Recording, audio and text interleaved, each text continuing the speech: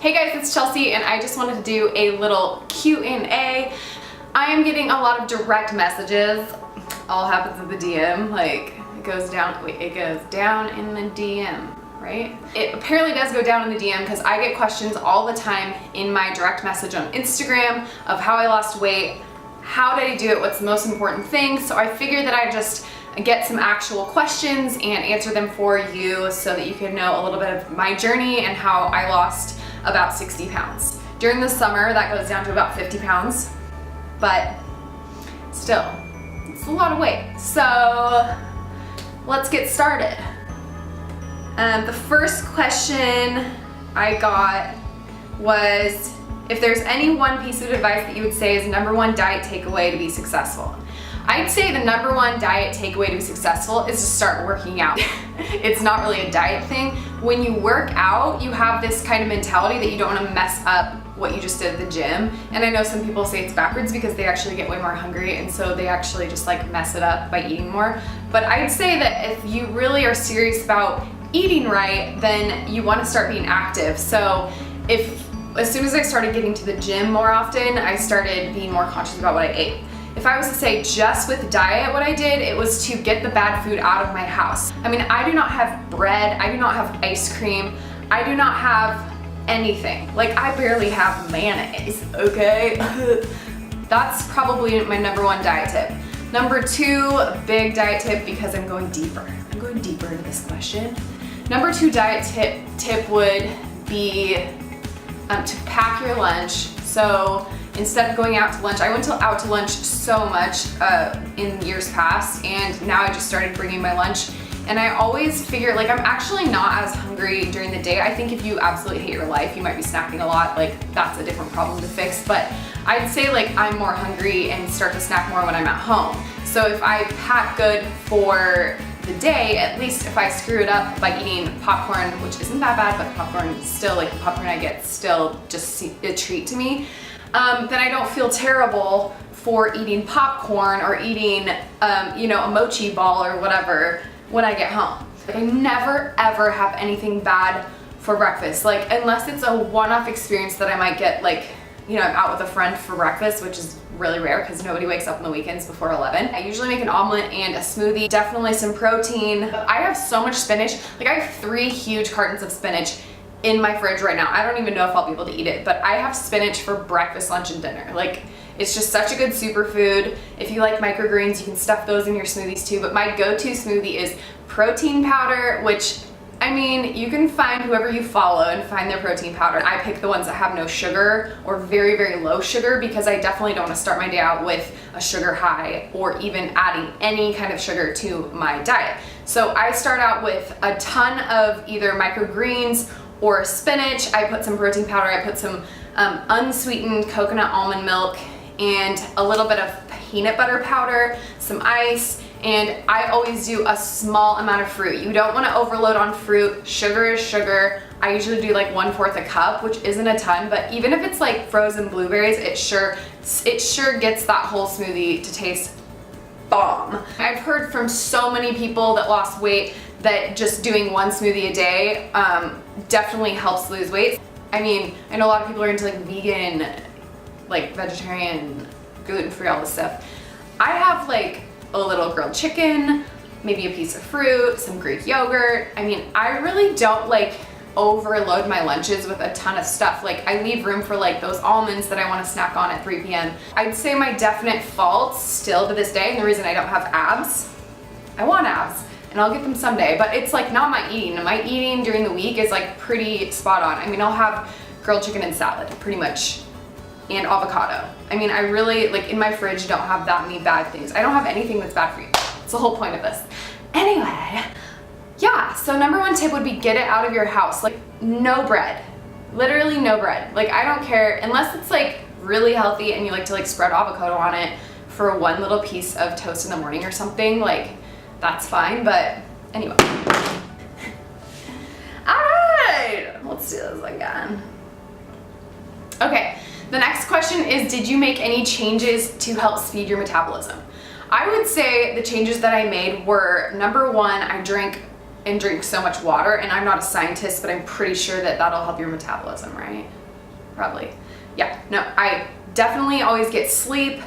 And I've heard that staying up late or not getting sleep really affects your metabolism. And it's funny because the person who asked this question is a nurse that works overnight, and that's really hard because it's really hard to be starving your body of something that it needs so deep. It's like a basic need. It's a basic need. Gotta get sleep. So I'd say as soon as I started getting a little more sleep and just being more consistent with it, like I do not party. Like I might be on the weekends, out till 12.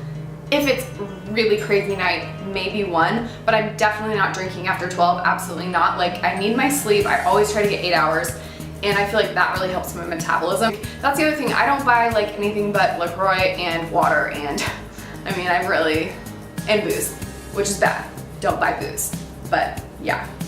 Okay. Another question that I got was, what are your thoughts on diets that restrict an entire food group? What are my thoughts on diets that restrict an entire food group?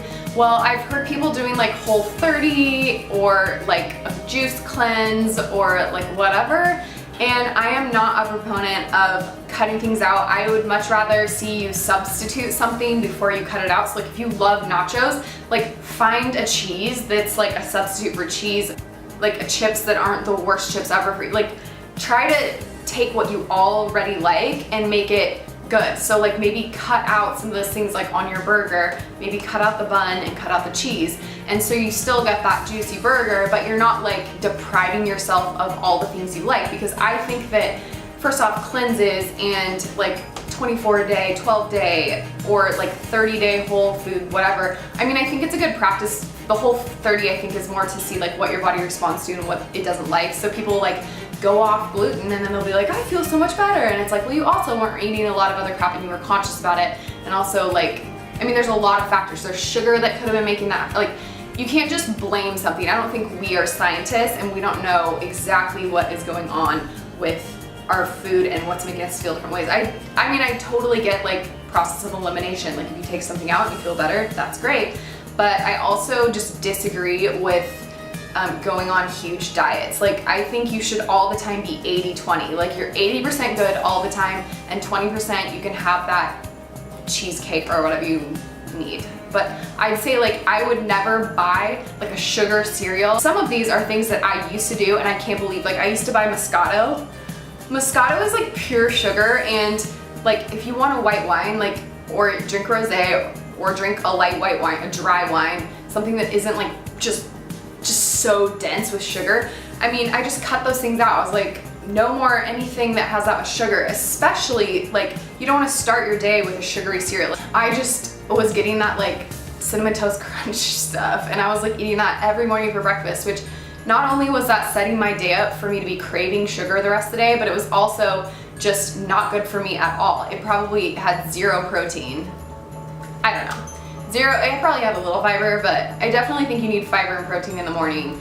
And I like to get those through shakes. I use the NutriBullet because it's just quick, fast, and I can clean it up really fast. Like Trevor has this whole apparatus of this like Mega Vitamix thing, and I'm just like, it's too much work. I just want to like wash it out, done. Like super easy. I make one after my workout too, so it's just kind of simple like that. Okay. So this girl is also saying, like Atkins, are they sustainable or meant for a weight loss kickstart? Okay, so background story on weight loss programs. So I came to my mom Thanksgiving of maybe 2013. I think it was 2013, and I was fat as freak. Like I was so fat, I was over 200 pounds, and I just could not do it. Like anytime I tried to even just eat one meal and be healthy, I just couldn't do it. So I said, Mom, I'm so desperate, will you help me? And she was like, okay, let's try Jenny Craig. So Jenny Craig, like I think my problem was I was at college and I was like just struggling with like eating in it was called The Bone, but eating in the cafeteria or cooking my own food when I was just all over the place. And so Jenny Craig was, I'd drive out to Beaverton and I'd get all of this food, and it was basically like portioned out for you. But the problem was, like, it didn't teach you how to cook. It didn't teach you how to pick foods like out very much. Like, they definitely had a little book that was like, here are the things to pick, but nobody's gonna look at that book when you're at Applebee's. You're just gonna be like, I feel like this is healthy. So I definitely don't suggest things like Jenny Craig, because all I did was learn how to microwave and eat like way too many of the treats within one day and then be like, I'm out of treats. Like, I would like hoard some of these foods and I just eat more. Like, it was not a good program for me. I can't say the same for Atkins or Weight Watchers. I've heard really, really good things about Weight Watchers. It makes you more conscious of where you want to have your cheats, because some people don't understand that like the difference between like a scoop of peanut butter and a scoop of peanut butter is like 100 calories. Like, there's so many different places where you could be eating a lot more than you think. So I'd say that if I was gonna try another program when I was in the same position, I would definitely not do one where they give you the food. I would do one where it helps you and learns you. I'd do one where it learns you the best ways. No. One where it helps teach you not to give up the things you love, but how to substitute some things that are bad for things that are better. Those are just a few questions. I hope you enjoyed. If you have any more questions, leave them in the comments below, and I will see you next time.